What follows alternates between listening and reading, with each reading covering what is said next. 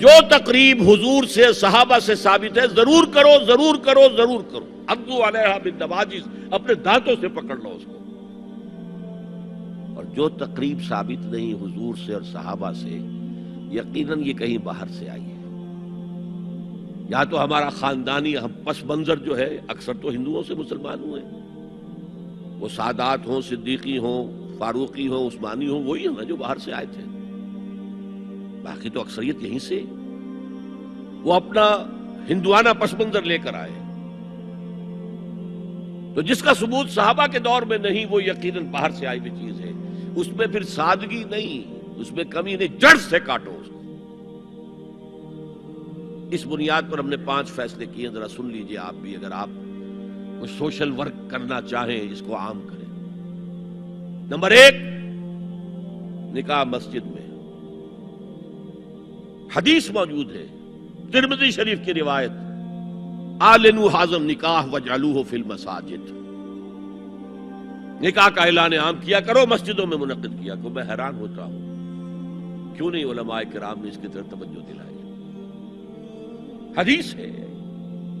ہاں میں مانتا ہوں ان کا کہنا یہ ہے کہ یہ یہاں جو امر ہے کہ مسجد میں منعقد کرو، یہ امر وجوب کے لیے نہیں ہے، استحباب کے لیے. مستحب ہے یہ کہ مسجد میں. تو بھائی مستحب کیوں چھوڑ رہے ہو تم؟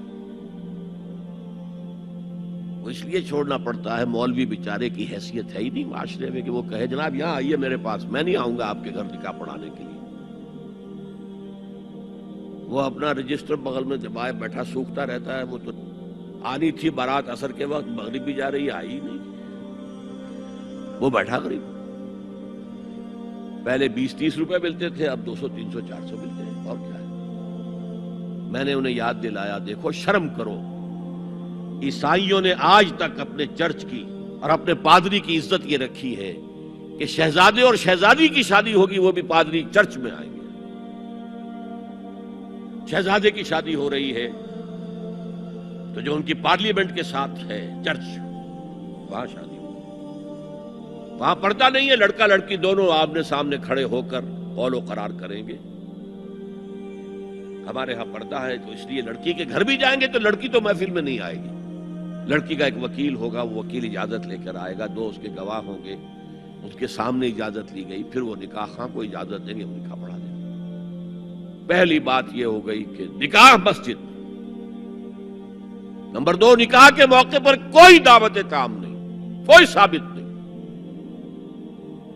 دعوت طعام صرف ایک ہے، وہ ولیمہ ہے. اور اس قدر معقول بات ہے، سب باپ اپنے سینوں پر ہاتھ رکھ کر سوچیں اور میری بات سنیں. کیا بیٹی کو گھر سے رخصت کرنے کا وقت جو ہے وہ خوشی کا وقت ہوتا ہے؟ جب بیٹی گھر سے جا رہی ہو، کوئی جانور بھی آپ قربانی کے لیے، کوئی مینڈھا کو بکرا لے آئیں 8-10 دن پہلے اور بچے مانوس ہو جائیں تو وہ جب آپ ذبح کرتے ہیں تو پچھاڑے کھاتے ہیں کہ نہیں بچے؟ اور یہ لخت جگر ہے، نور چشم ہے، 18 20 22 برس گھر میں رہی ہے، وہ جا رہی ہے. خوشی نہیں ہے وہاں، صرف یہ ہوتا ہے اے سائی آف ریلیف کہ ایک ذمہ داری کا بوجھ تھا، اللہ نے آج پورا کرا دیا، اتروا دیا بوجھ. پھر بھی اندیشہ ہوتا ہے، پتہ نہیں مزاج ملے نہ ملے، نئے ماحول میں جا رہی ہے، وہاں جا کر ایڈجسٹ ہو یا نہ ہو، اندیشے پھر بھی ہوتے ہیں. تو ان سے مرغ پلاؤ کھانا اور متنجن کھانا کوئی معقول بات نہیں. معقول بات کیا ہے؟ لڑکا، اس کا گھر آباد ہوا ہے، وہ ولیمہ کرے، اس پر باقاعدہ احادیث اولبوا ولو بشاۃ، ولیمہ ضرور کرو چاہے ایک ہی بکری ہو تمہارے پاس، ذبح کرو، کاٹو، کھلاؤ گوشت اپنے دوستوں کو، احباب کو.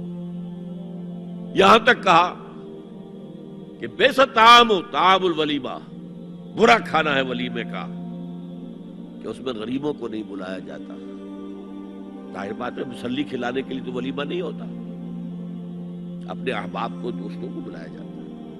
پھر بھی میں تم سے کہتا ہوں کہ جسے ولیمے کے لیے بلایا جائے وہ اگر نہیں جائے گا تو اللہ اور اس کے رسول کے حکم کی نافرمانی کرے. تو جس رسول نے اتنی تفصیل سے حکم دیا ہو ایک دعوت کا، وہ دوسری دعوت میں بھی خیر ہوتا میں بیان کرتا. جب نکاح مسجد میں اور کوئی دعوت طعام نہیں تو بارات کا تصور خلاص. بارات کس بلا کا نام ہے؟ قرآن میں تو کوئی ذکر ہی نہیں، عربی میں یہ لفظ ہی نہیں. اجتماع طرفین مسجد میں ہوا، نکاح ہوا. لڑکی کو حضرت فاطمہ کو رضی اللہ تعالی عنہا کچھ خواتین جا کر چھوڑ آئی تھی اس حجرے میں جو ایک انصاری صحابی نے حضرت علی کو دیا تھا. ان کا تو کوئی گھر بھی نہیں تھا. کوئی حضرت علی آئے ہوں اور آ کر ودا کرا کے لے کے گئے ہوں.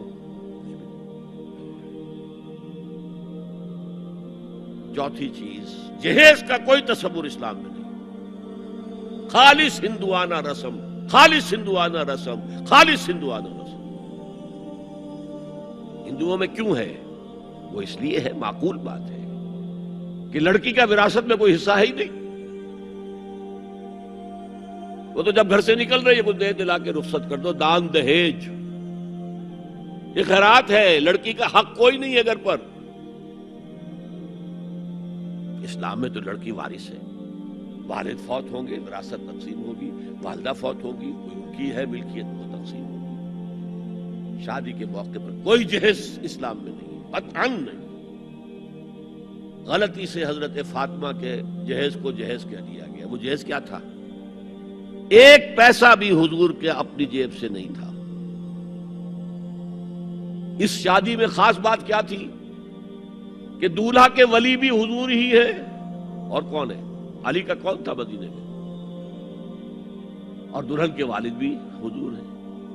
اب حضور پوچھتے ہیں حضرت علی سے تمہارے پاس مہر دینے کے لیے کچھ ہے؟ عرض کیا میرے پاس تو کچھ نہیں. وہ فقراء صحابہ میں سے تھے. فرمایا مہر تو دینا ہے. تمہارے پاس ایک زرہ ہوتی تھی؟ جی ہاں زرہ تو ہے. انہوں نے یہ سمجھا زرہ تو جہاد کے لیے ہے، کوئی وہ دولت تو نہیں ہے. فرمایا جاؤ اسے بیچو یا گروی رکھ کے قرض لے کر آؤ. وہ گئے، حضرت عثمان نے خرید لی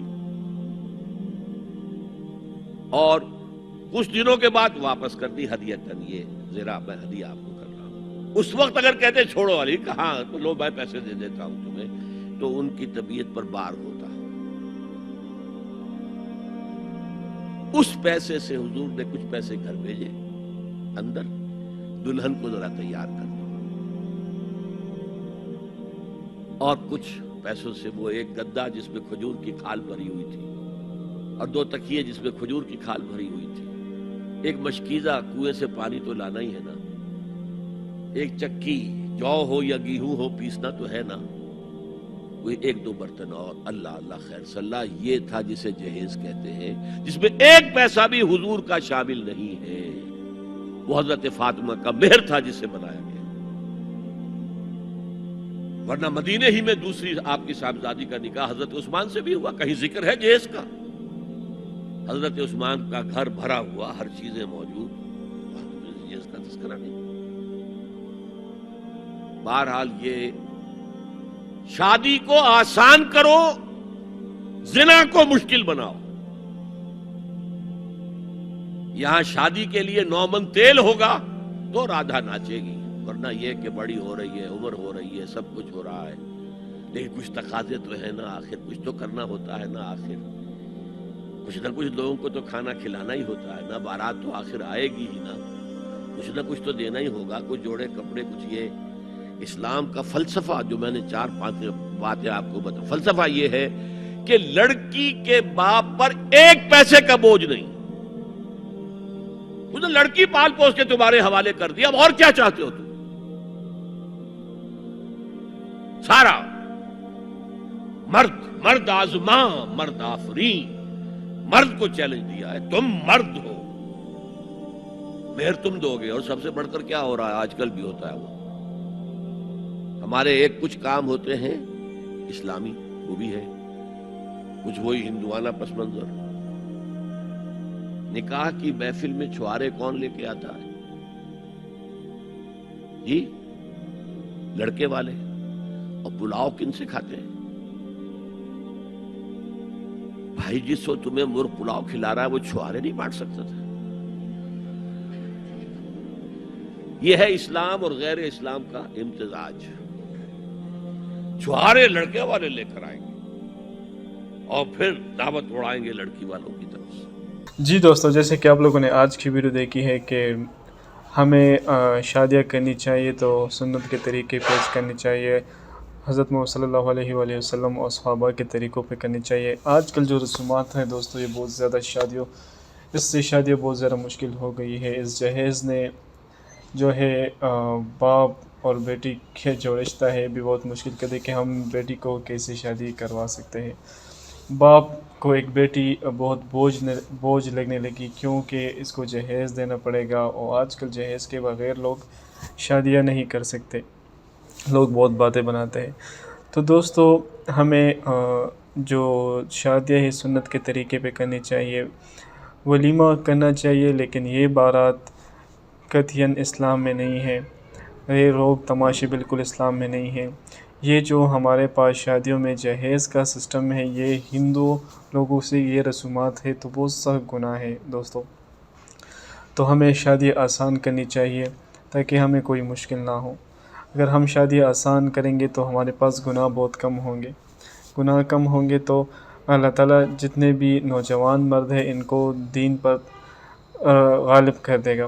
دوستو، امید کرتا ہوں کہ ویڈیو آپ لوگوں کو پسند آئی ہوگی۔ اگر ویڈیو پسند آئی ہو تو ہمارے چینل کو لائک کریں، سبسکرائب کریں، زیادہ سے زیادہ شیئر کریں۔ شکریہ۔